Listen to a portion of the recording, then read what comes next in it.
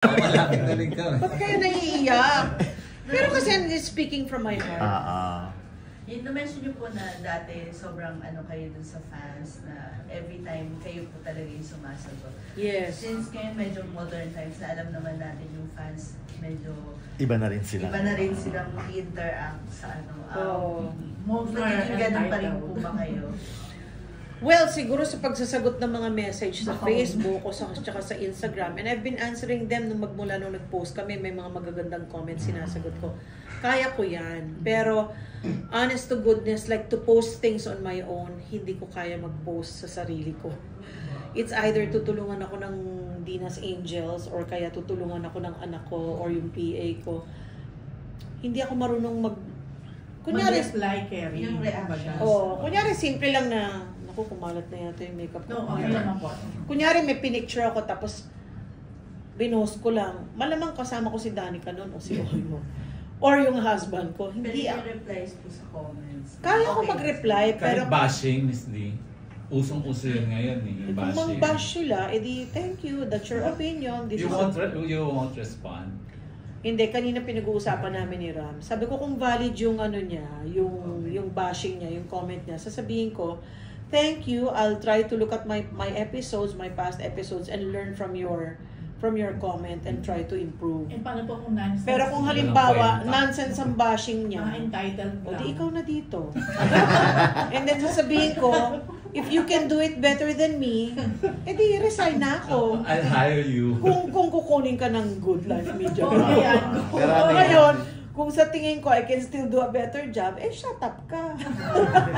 Pero engagement yan. That's part of the game. Pero kasi pag, okay kaya lang naman. diba, you can't be mean to people. Yeah. Kaya lang sabi ko nga, you all know me. Ako, I am me kasi hindi ako marunong mag-plastic. Yan naman kaya ako kinainisan ng tao and kaya nila ako minahal kasi napaka-prangka ni Brutally. Diba? Parang sabi nga ni Ram, nako hindi mo pwedeng gawin yan kasi that's part of the game. Ram, I'm not Dina Boniface if I'm not honest. Hindi, ang dami yung mga photos. Prangka ako wala akong Ayun na magagawa. nga, Miss D. Kasi kung mean sila, you can't help but be mean to them, di ba? Sa pagsagot. Ite-text ko siya Or ng mga meaner, emoticons na angel. Pero yun nga po, Or hindi ko na lang papatulan. Kasi parang wala naman siyang ni-rent na space sa utak ko, so ba't ko siya bibigyan ng oras? Kaya ako na sila mag-comment. Ngayon, Ganun talaga. pag kino-comment niya ako ng kino-comment, ang swerte ko naman, di ba? May lugar ako dyan sa utak mo. At Hindi naman ako pinapanood nagbabayad niya yung ng show. rent. Pinapanood mo naman Ganun pala. naman eh. Sige, continue ako. Miss D, actually, isa nga yan sa inyo talaga yan. Inaabang at kilala na rin for in dami yung quotable quotes na along the way, yung Ano bang randomly. quotable quotes? Alam niyo, isa ngayon sa yung sabi niyo, parang nasabi niyo before na mga artista kasi ngayon parang pare-pareho na ng mukha. Nasabi niyo yun. Ngayon nagagamit. But people, siya. yes, but people are putting words into my mouth. Wala akong binanggit na pangalan. Nag-iba ng context. Diba? I honestly said that. It's true. Tingnan mo yung mga artista ngayon, yung mga bata. Bata pa lang, operada na, retokada na. Totoo naman. Diba? Tapos, Yes, pag lahat sila bumati sa akin, parang, di ba yung bumati sa akin kanina, sabi ni Pinky, hindi Mars yung isa yun. Hindi, yun yung nag-hello kanina, hindi, yung iba yun. Sabi ko, ba't kasi pare-pareho yung mukha niya? Sabi, baka naman pare-pareho yung makeup artist, pare-pareho yung doktor. But you'll be surprised naman, di ba? Pare-pareho sila ng cheekbones, pare-pareho ng ilong, pare-pareho ng chin augmentation. Sabi ko, bakit nung panahon namin, it's either maganda ka, artista ka. Or pinabili ko ng suka, naging artista ka, komedyante ka. Ngayon, kahit naubod ka ng shongs, Pwede ka na, di ba? Ano ba nauuso ngayon? The before and after. Ayoko namang malagay sa before and after. Tinan mo yung before and after ko, yun pa rin. Saka hindi kayo magkakamukha nung araw. Correct. Iba naman ang mukha ni Lorna sa akin. Iba naman ang mukha ni Maricel. Snooki, ni Maricel. Pero sabi ko, sa era namin, hindi uso yun. But now, tingnan mo, manood ka ng TV. Kita ang mukha. Parang ito ba si ganyan? Di ba yun yung bida na ganyan? Sasabihin ng PA ko, hindi, yung isa yun. Hindi, di ba yan yung bida ng ganyan? Ba't pareho yung mukha? Kasi nga, pareho yung doktor. But I didn't name names. Kasi sa totoo lang, I have never met Jane De Leon in person. I have never met, sino yun? Alex Miro in person. Yes, Alexa. I've never met them. So it's not true na pinangalanan ko sila. Yeah. That's putting words into Kumbaga, my mouth. ginamit lang nila yung quote mo na, parang pareho na yung mga mukha ngayon. O ba? Sige, tanungin kita. Totoo ba o hindi? Totoo talaga. Oh, hindi ba minsan na may mistake mo? Sorry, iba pala yung name mo. Kasi kamukha mo yung ganun, parang pareho. Pero habang sinasabi mo yun ngayon, sila rin yung naiisip namin. Sila ba? Hindi ginamit talaga yung Totoo quote naman sa pagko-compare sa kanila. Actually, may isa pang pair na parehong-pareho yung mukha nila. Mm. Na napagkamalan ko rin na siya yung bida nito. Tapos sabi ng peer ko, hindi siya yung isa. Ba't pare-pareho yung issue? Pareho-pareho. Kasi pareho silang may chin augmentation. Pareho silang naka-cheekbone. Pareho silang pareho silang ng ilong.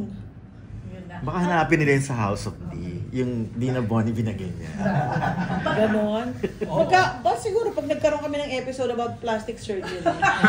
Bongga yun. Should you or should you not? Tapos tanungin namin, Oyo, anong feeling mo kung magpa-plastic surgery si Tin? Or nalaman mo, Kailangan pa ba? hindi, or nalaman mo after so long na lahat pala yun ay plastic surgery pala. Sabi mong tago. What ano? Sabi siguro, Tin, bata pa lang ako, ganyan na yung face ko. Hindi, Diyosa na talaga si Tin. Kaya Lagi nga, bata siya pa lang, nababanggit Diyosa na na most eh. beautiful. Up to now. Naman, sabi ko nga nung nag-Bonnevie reunion kami, yung mga pinsan kong Bonnevie na hindi siya kilala kasi hindi naman sila showbiz. Parang, oh my God, that girl's so beautiful. Who is she? Why is she in our reunion? Sabi ko, ano ka ba? That's Christine Hermosa. That's the wife of my son. She's your daughter-in-law? Oh my gosh, can you introduce me? She's so beautiful. Eh, syempre si Tina naman, Diyos-a-Diyos. Gumagarong-garong yung sa beach. Diba? Yung mga pinsan ko lang, nakaganyan sa kanya. She's so beautiful pala. Eh, syempre, hindi naman sila showbiz, hindi naman sila masyadong nanonood ng TV. Hindi nila kilala. Tapos, ni-research nila sa internet. Oh, she's an actress. Eh, kasi yung iba, umuwi pa from ibang bansa eh. So, hindi siya kilala. Ang ganda-ganda talaga ni Tin, with or without makeup. So, ikaw the first time you Parang met? biyanan niya lang. Ang ganda-ganda rin. Kahit mother-in-law. Well, kayo nagsabi niya. Kung siya ang Diyos sa mga panahon ngayon, Ikaw. I'm proud to say, isa rin ako sa mga Diyos. Ay, sa ang mga 14, Oh my no? God. Ay, ang 14. Oh. And then, hindi lang na lang ako. Oh, Kasi diba? nalaman ko before this, parang medyo nakakaramdam pa kayo ng kaba. Na eto na, mapapanood na. Sa Friday. In a way, Actually, Ayun nga muna, kailan ba muna? Pero Every... totoo July ba yun na 11. May kaba pa. oh yeah. Sila Ram nga eh. Parang ano ba? Kaya mo, magaling ka. Parang naku Ram, paano yun kung hindi ka gatin ng tao? Paano kung i-bash ako? Ganyan. Oh my God. At tapos yung mga bata, na-overwhelm sila sa response ng tao kasi gaya nga niyan, lumabas 1.9 million views, 1.6 million views. Ay naku, wag na nating i-collab. Eh no, malay ko naman ang collab, tinuro lang nila sa akin.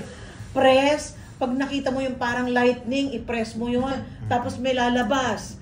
Inviting you to ganyan-ganyan. Press mo yung review. Paka-press mo ng review, accept. O, yun, natutunan. Wala akong alam sa ganyan. I just learn it. Tapos sabi nga, wag mo nang tanggapin kasi nakakahiya. Masyado nang maraming prinopromote. Masyado namang malaki yung ulo natin para magpagmalaki pa yung mga 1.9, 1.6. Ayaw mo sila Tito Ramsey yan, ganyan. Eh, kagabi napindot ko, Mami, bakit mo tinanggap? Masyado ka nagmamayabang. Tinanggap ko ba? Kasi sabi ko, ang turo niyo sa akin, pag may ganun, review, accept. Oh, hindi ko alam na, ay nag-post na pala. Hindi ko alam. So, well, Anong yun panahon nga. yun nila, Snooki, wala namang ganun. Sabi ko nga noon, hindi ako marunong mag-text. Si Oyo nagturo sa akin. Hindi rin ako marunong mag-computer nang sabi ko, Oyo, can you teach me how to do the computer? Hindi namin yan naubutan sa school. Ma, bumili ka ng Apple computer. You double in it, maglaro-laro ka and you'll learn. Every time, Oyo, turuan mo ako, Ma, teach yourself. Kaya mo yan. O, di bumili ako. Double-double ako. Help. Hanggang sa ngayon, ang bilis ko na sa Excel. O, itsurang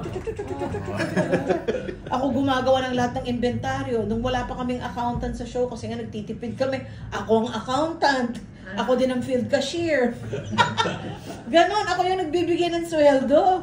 Sabi ko, nakakahiya naman. Tapos, after every taping, Ma, magkano lang yung pera sa bangko? Ito, may report. Ito yung nagastos natin. Ito yung mga binayaran. Ito yung ganyan. Ito yung food. Ito yung equipment. Lahat.